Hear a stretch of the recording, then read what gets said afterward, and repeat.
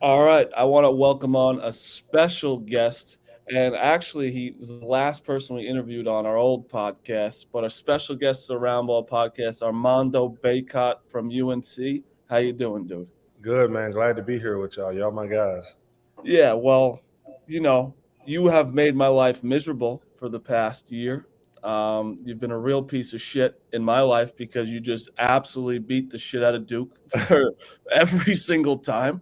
And I was at the Final Four game.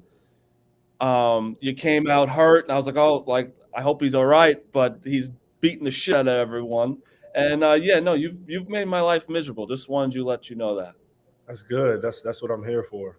That's what I'm Yeah, here for. Mondo, talk about your senior year coming back after that crazy run that you guys had. How's it been being the star on campus and the star basically in North Carolina? Yeah, I mean, it's been amazing. I mean, you know how it is. Like Michigan, UNC, these schools, they got these huge brands and so many fans all over the world. So just kind of what I've been getting from all the fans is just a lot of love. And obviously, how we went out last year was not how we wanted, and just our main focus has been just getting back to the national championship and having fun while doing that. March was just spectacular for all of us, and we just had so much fun. So really, this year we just want to have a lot of fun and try to get back to that national championship. Talking about coming back, like explain to the people. People don't realize how hard it is. It's easy to be good for a year, but Mm-hmm. then coming back and then coming back again, having that sustained success, like it's easy when you're not high on the scouting report, but Yeah. once you're like number one on the scouting report, it's a lot harder to score. Can you explain to the audience how hard it is to kind of have that sustained success, especially once you get the conference play with the scouting reports and all that? Yeah, I mean, people really don't realize like how hard it is, especially for like big man like me and you, like the way they defend us in teams and how Mhm. they game plan. All throughout Double the year, you teams. see so many different looks, and they kind of get your tendencies. And I mean, it's just really difficult. And it's something, honestly, what I've been struggling with the first two games is just kind of figuring out how I'm gonna get my points this year and just how teams are defending me because you get so many different looks. So, because they're like on the scouting report, it's like Armando Bacot, like this is the guy we need to control. Because then, like guards, you can't like it's just you have a target on your back at every team you play. No. Yeah, I mean, they pack in the paint, so it's been a lot tougher rebounding. The teams finding me, double teaming me, so really it's just hard. But I mean, luckily I got a bunch of talented teammates who can knock down those shots and make big plays. So as the season goes on, I mean, it'll be hard and difficult to do that because we got so many amazing shooters and scorers. Hunter is so happy to have you on right now because we had Jelly Walker and Jordan Bohannon's our other co-host, and they were arguing of like what's it harder to be a guard or or a big man or center, and I kind of was on Hunter's side because like Yeah, you They have have no idea what we go through.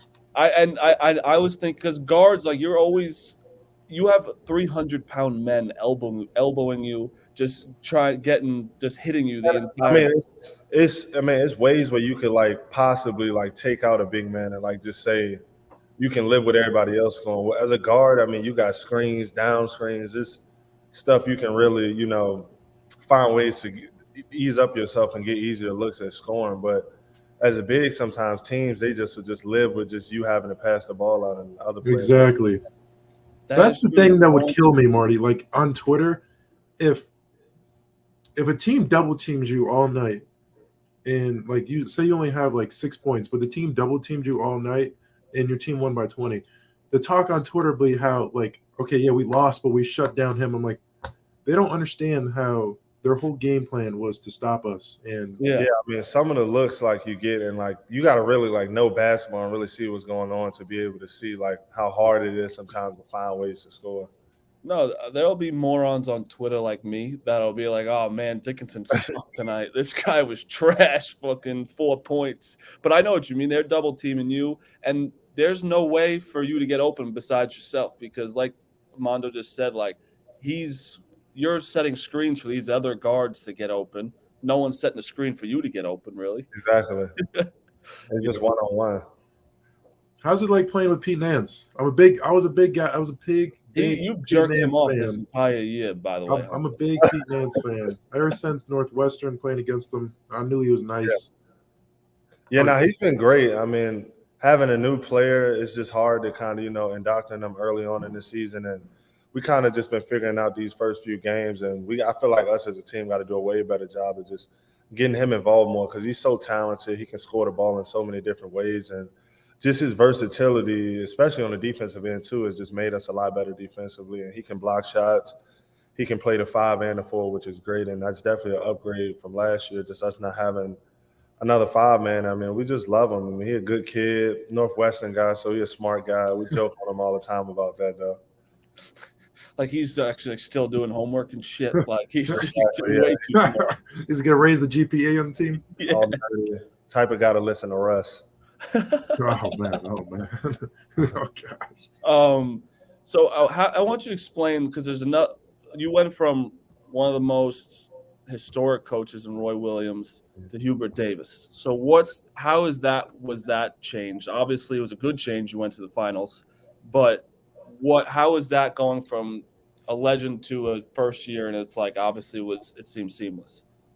It definitely was a lot different, more towards the middle of the season, which is actually crazy because at the beginning of the season, we kind of ran the same exact offense we ran with Coach Williams. And I mean, Coach Williams, he was still around too, so we would always see him. And it was kind of ran like how it was the year before. But towards the middle of the season, that's when we really saw changes. We went to more ball screen centric and taking a bunch of threes and kind of running like a pro style offense. So that was a huge change for me because I was just so used to posting up and just everything ran through the bigs. But once we started running the offense through the guards, I had to kind of figure out different ways to score. And I mean, it ended up working out, and it was gutsy by coach because it was in the middle of the season for him to scrap our whole, traditional secondary break. But I mean, it ended up working. Do you think it's been harder for you? Like, did it make it harder for you? Because fans probably won't know this, but coming off ball screens, it's harder for bigs to get the ball, especially when you're on the scouting report. Teams pull in more. It's harder than what you guys used to do. You guys used to do like a little ball screen, and the opposite big used to duck in, right? Yep.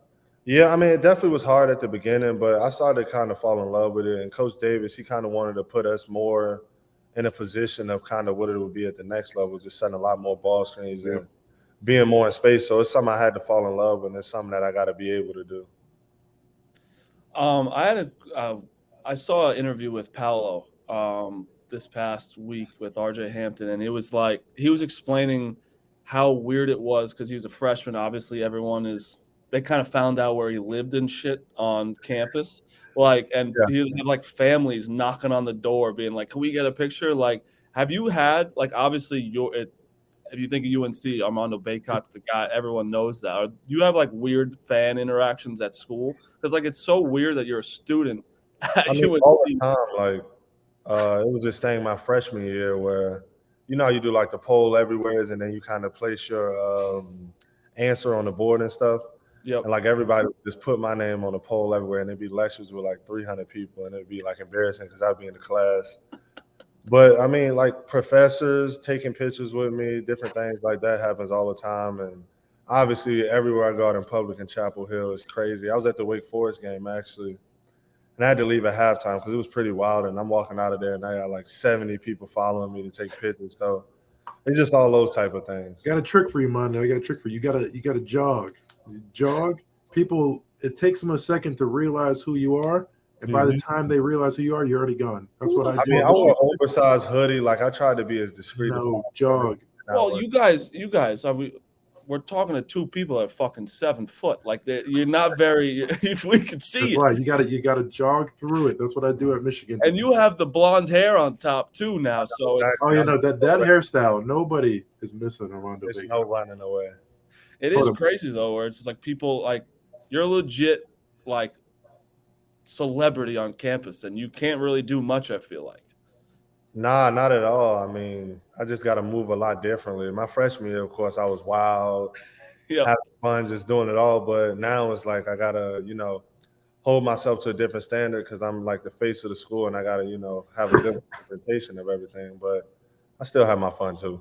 Yeah, I don't think people realize like how tough it is when you reach that level. Like people think it's like all great when you reach that celebrity status, but people don't realize how hard it is to kind of, like you said, move differently. Like you can't do the same stuff. You really can't tweet anything. You got to. We can even go back to Hunter when we was at the Kentucky Derby. this summer, this spring. Can't do anything. Wild times. Like we was in what is it called? The yard or the middle part? Middle part, yeah. Before we went back up to what is that? Oh, infield or something like that. Infield. Yep, infield. So we went to the infield and we was going back to our suite. It took us like 2 hours to get back to our suite. Oh my gosh, this thing ever. But man, it was a lot of fun. It was like just going back and forth. Hunter, Manu. Yeah, you two together too. That's it just was terrible. That's a bad combo. Going on every level. We look good though, Mondo. We look good. I know. Good. We was sneaking on all the floors trying to get in the exclusive suites. It was the funniest thing ever. We were like 10 seconds away from seeing Trump. Yeah, it was wild. All right, so I have to bring up a tweet that I have about UNC, and obviously you're gonna. I want to hear your thoughts on it. I've said that I'm obviously very biased about Duke. You know that. Yeah. So I said that UNC, you guys struggled at the beginning of the year last year. Yeah. You brought everyone back, so everyone's like, oh my God, you guys are the best. Which, let me tell you, before I get into this, you're a good team, obviously. You're a very good team. You're talented. Good for you guys. I don't think you're going to be ranked by January. Okay. Why am I wrong or right? You'll have to wait and see. Mono, I got you in the Final Four with us. Michigan in there. UNC is in the Final Four. I know Marty, he always give us a hard time. So, I mean, let me ask you this. What you think about your team this year? Let me tell you something. Jeremy Roach is way better than last year. That's crazy. We all played. That's all we. I know. Yeah. Did you know that? Me, Jeremy, and Hunter, we all was on the same AAU team. Yeah, Hunter was telling me. That's why I want to get him on. But I know Duke runs differently. They barely do any media or whatever. Mm-hmm. But that's why I appreciate you coming on. But he's been great. Whitehead. It all depends if the freshmen are healthy because they really haven't played yet. Right. Yeah, they got nobody for my man right here, though. Hey, he's gonna have to cover my guy Ryan Young, he's got heart. He's gonna be in your ass the entire game. Ryan Young does have heart, but they already know because Ryan Young went to Northwestern. Who went to Northwestern? Pete Nance. They already got scan report. No, I've watched them. though. Those are like the hardest guys to guard. Like those real crafty guys. Mondo, I'm not gonna lie. Mondo, he is very hard to guard. He's good. Nope, I can't even. I think that'll be one of the tougher matchups I've had at Duke. Yeah, because Mono, but not even kidding. Like he's a guy. Like he's not athletic. He's just not. But he plays like old school, basketball, and he's just gonna use his body and his sweaty mess on you the entire game. He can pivot out of anything. He can pivot out of a phone booth. Yeah, that'll be fun. Yeah, the team this year there definitely is a lot more complete. I feel like they got deeper rotation. Yep. But for real though, last year, right? Like last year, you didn't all the pressure, all the talks was on Duke because of Coach K, all this shit. You guys caught fire in March, obviously, had a great season. This year, all the pressure is on you guys because everyone is saying you brought everyone back. So it's almost like Final Four bust, pretty much everyone in the world is saying. So how is it different this year with that amount of pressure? Because, I mean, playing at UNC, there's always fucking pressure. Yeah. But I mean, I'll say I welcome it for real because since I've been here, I mean, my freshman year, we sucked. My sophomore year, we were a disappointment. Last year, it was up and down, down and up. So, I mean, I feel like I'm welcoming this and I'm embracing it because it's something that I've wanted since I've been here to be expected to do something. So I think it's great. And, I mean, who wouldn't want to be in this position? I would much rather it be high expectations than no expectations. That's a good answer. Can you touch on, like, the difficulty of playing with, a bunch of really talented guys? Because with that comes like a little bit of ego. Obviously, you're going to say that the team doesn't have egos, but guys like Caleb Love, RJ Davis, even Leaky Black, my bad, and Pete Nance. All those guys are trying to get to the league, and so it's like trying to fit, personal goals, but with team goals as well. And so, explain how you guys kind of try to get all the egos together and try to just do what's best for the team at the end of the day. Yeah, I mean, I would say last year we really struggled with that, and that was kind of a lot of the problem. We all were just kind of worried about next level stuff and kind of our own individual thing. But I think this year we all got a common goal, and that's to win the championship and everything else to take care of itself. And I think that's really just been the emphasis on us, like the more you win and stuff like that, the better things will come. And that's really just what it's all about for us this year. And I think that'll definitely help us be a lot more successful. Does the NIL shit fuck with you guys a little bit? Because like this person, like Mondo, you got like a Mondo burger probably somewhere. Like, is Caleb Love getting more money? Does that mess with anybody? Actually, no, because I mean, I would say we all getting money. UNC, like I said, is such a big brand, so it's so many different deals and opportunities all throughout the school with just a huge alumni base and all the people that just want to work with UNC people. So it's been great, and I mean, there's no complaints. All of us, we love each other. We all give back to each other, so it's been great. And I mean, we all are deserving of it too. Hunter, you got anything? Because I got one more. I got to put him on the spot, Marty. I got to put him on the spot right here. Put him on the So, spot. Mondo, playing at UNC, you guys have the traditional two big system. You play with some great bigs. Who is your favorite big man to play with all time? Well, I can tell you my favorite big man I've ever played with. There's a correct answer. Yeah, and that's you, 100%. You talk about we terrorize some people. Hey, Mondo, they don't know. Two punch was crazy. Marty, because we both passed the ball so well, so it was like the exactly. Same. It was one of those things where it's like he knew if he had the ball, he knew where I was going to be. If I had the ball, I knew where he was going to be for sure. Man, the man caught everything, Marty. I could. Oh, this is beautiful. You guys are like best friends here. It's such a beautiful no, we're good friends. Well, but the best all time that I played with at UNC, I'll probably have to say Day'Ron Sharp. And I mean, he played limited minutes my sophomore year, his freshman year. But man, when he came in and just our connection, it kind of was similar to what we had. Like he was such a great passer. And I mean, every board we rebounded my sophomore year probably 48% of our missed shots, and that's like unheard of all-time numbers. So it was amazing. Well, the good thing is that the both of you will see each other on December 21st. I know. Of course, it's in North Carolina too. They couldn't get it. Playbook in the background right there. Yeah, that's playbook in North Carolina. So how is that going to go? Who's going to get the better of each other? It's going to be friends playing against each other. You're obviously going to cover each other. Is it hurt now that Hunter's fucking whapping threes, Mondo? Well, what do we do? What do we like here? Well, I mean, when you're playing against a guy like Hunter, you got a game plan. So you never guard a great big one-on-one. So, I mean, we're going to throw some different looks at him. We're going to get him in foul trouble, get him out of the game. That's what they did last year. That's how they got me last year. Yeah, throw different looks at him, get him out of the game, and we're going to live with everybody else scoring the ball, except for Jet Howard. I like him. He can shoot the ball. But everybody else, we're going to just live with that. And then what happens, happens. That's our game plan. Hunter, what are you going to do with Mondo?